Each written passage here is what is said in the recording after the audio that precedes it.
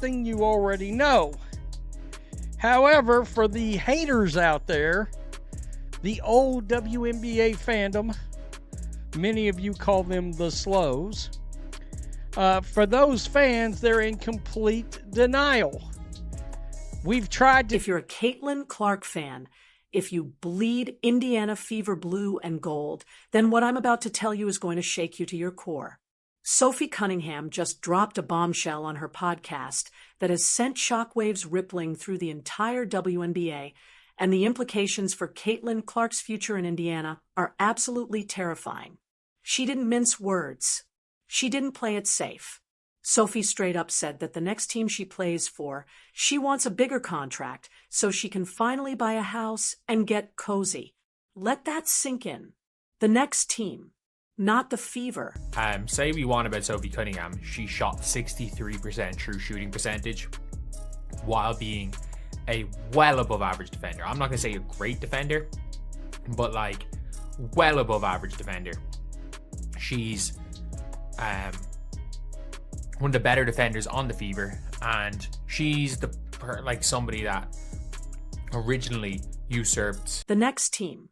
This wasn't some casual throwaway comment during a lighthearted conversation.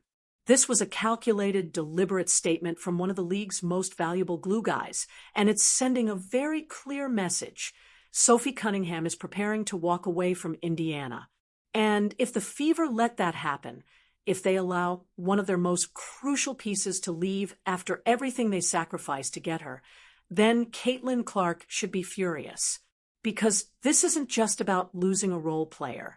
This is about the complete and utter failure of an organization to build the needle, unlike anybody else in this league, or everybody else in this league. It just sort of is what it is. Fans are coming to see one particular player and championship caliber roster around a generational talent who single-handedly transformed this league. Let me paint the full picture for you, because this goes way deeper than just contract negotiations.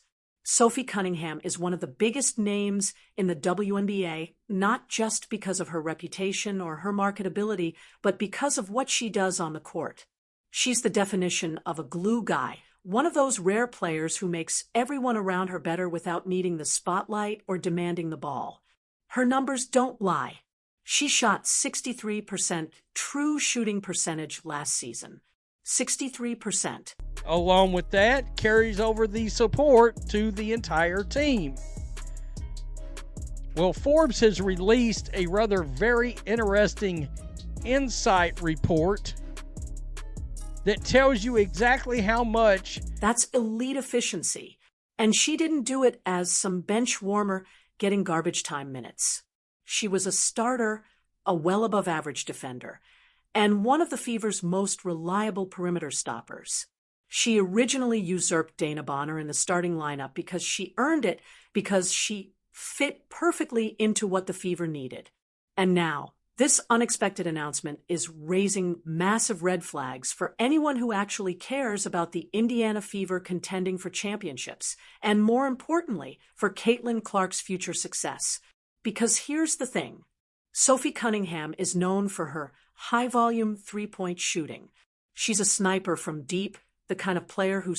From her podcast, a lot of the time she'd been mentioning the Fever, and in the most recent podcast, she did not mention the Fever, and she said this. And I think the next team I play for, I want a bigger contract. So then defenses to the breaking point and creates the space that drivers and playmakers like Caitlyn Clark desperately need to operate. Losing her leaves a gaping hole in the roster, and it's not something you can just easily replace by throwing money at the next available free agent. This directly impacts the offensive spacing and defensive stability that Clark needs to play at her absolute best. Her potential exit isn't just a setback. It's a foundational tremor that could shake up the Fever. Engagements are actually monetarily worth, either on X or YouTube or Facebook or Instagram, whatever. I mean, all these posts have a monetary value to them. Entire competitive outlook. This isn't a small roster tweak. This is the kind of move that could derail all the carefully built synergy this team has desperately tried to create around their superstar. And you want to know what makes this even worse? Forbes just released an absolutely mind-blowing report that shows exactly how much the Indiana Fever's social media engagements are worth in cold, hard cash. We're talking about posts on X, YouTube, Facebook, Instagram, all of it. Every single post has a monetary value based on engagement, and the Fever's numbers are absolutely staggering. Their social media presence is valued at $55 million. Let me repeat. Based on engagement. Boy, their posts are worth a lot of money.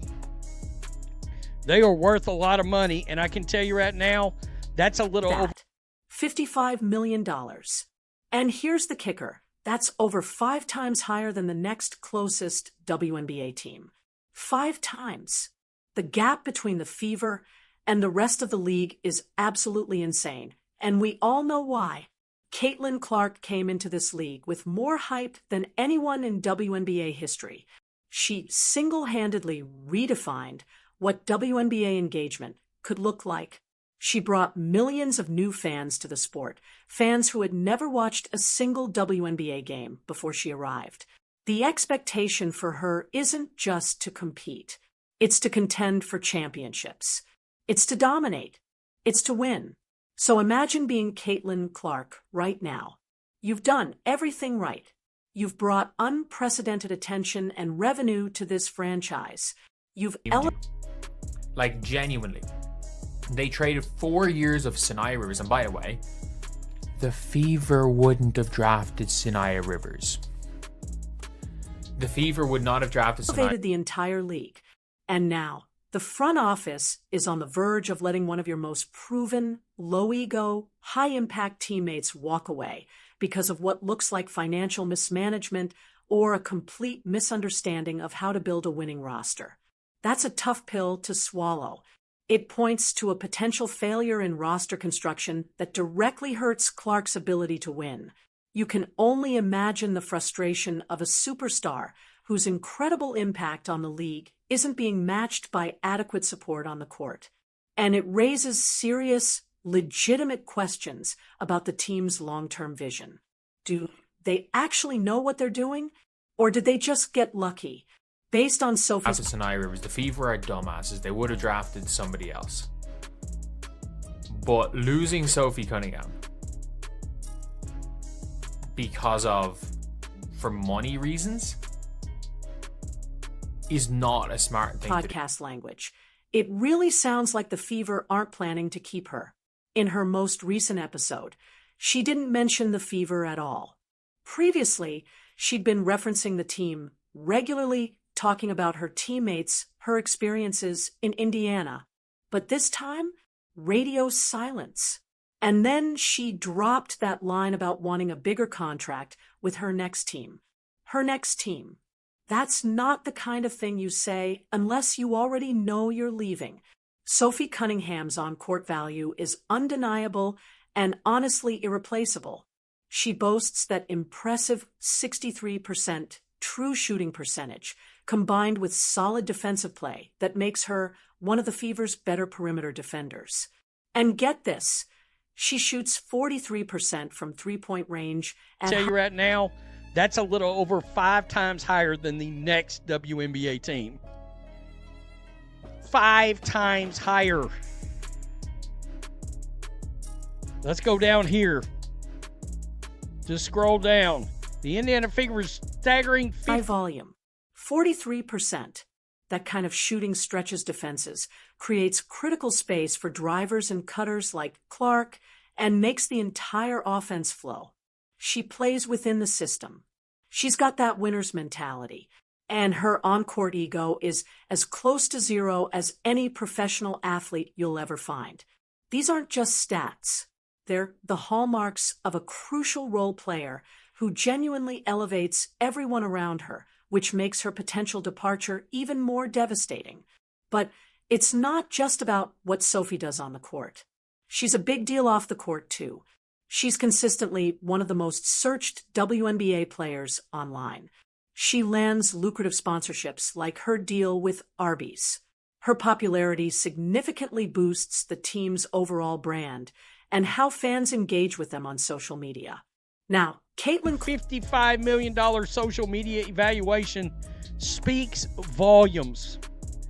Now, before we get into this, let me just come over here and let me read this to you. Clark is obviously the main reason the Fever's social media is valued at that staggering $55 million. But players like Sophie Cunningham amplify that reach. They're part of the ecosystem that makes the Fever such a dominant force in the digital space. So losing such a marketable and beloved figure isn't just a roster hit.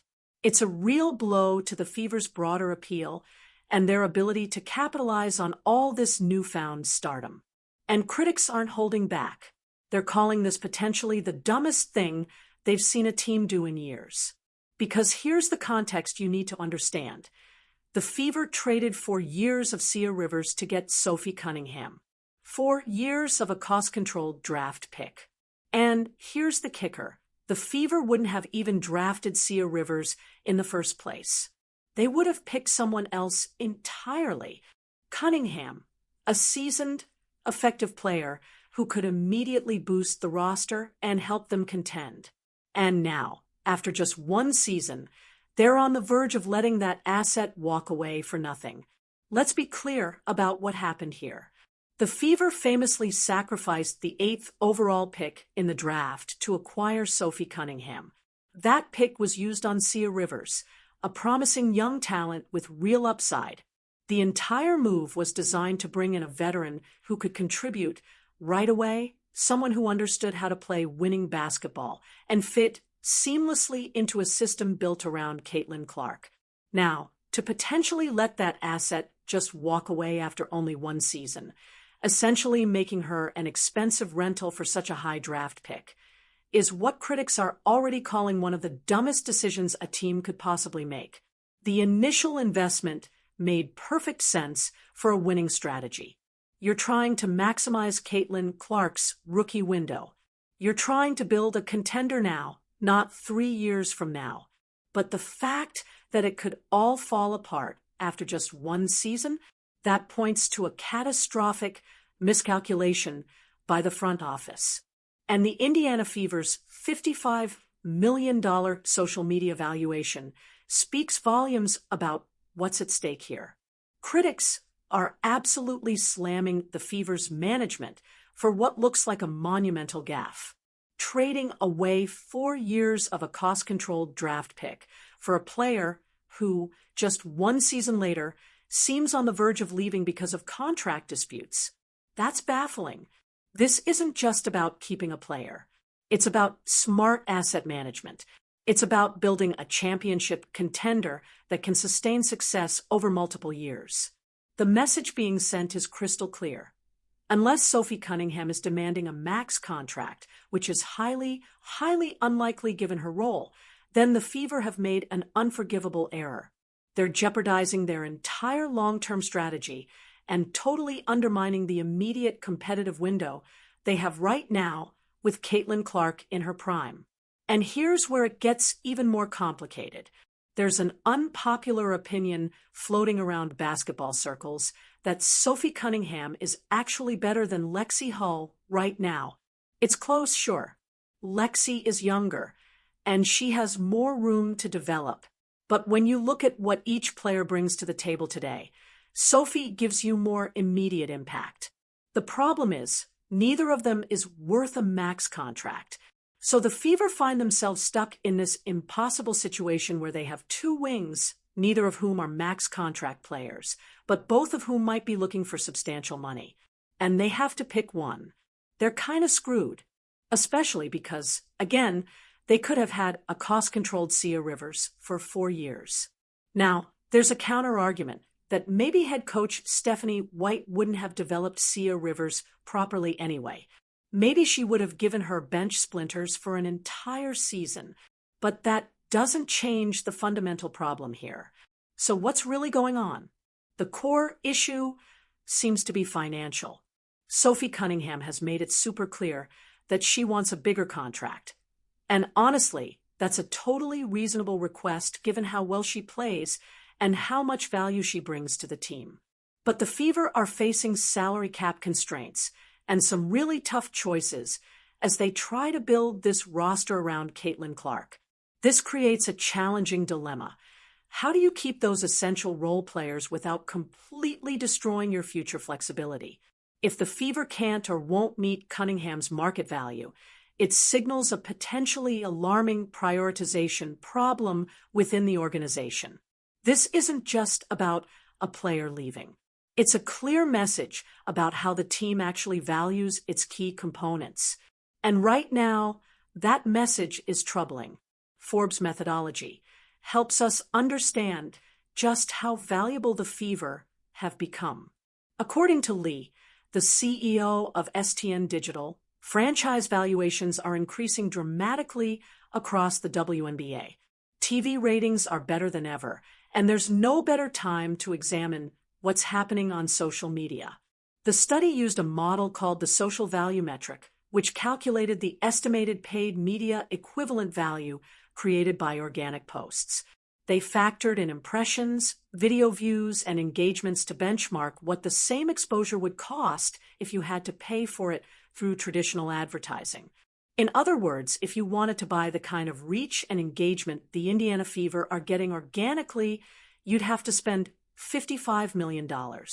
That's the power Caitlyn Clark has brought to this franchise. But let's get back to the Sophie Cunningham situation, because it's getting even messier. Adding to all this complexity is the internal comparison with Lexi Hull. Lexi is younger and often seen as a developing wing with tons of potential. But some analysts argue that Sophie Cunningham is currently the better player, the one giving you more on both ends of the floor right now. If both of them are looking for substantial contracts, the Fever are in an incredibly tough spot. The unpopular opinion is that Sophie gives you more immediate value, but the team might lean toward the younger Hull for future potential. Even if neither of them is considered max contract worthy, this internal tug-of-war, if mishandled, could mean losing a proven veteran without a clear, equally impactful replacement.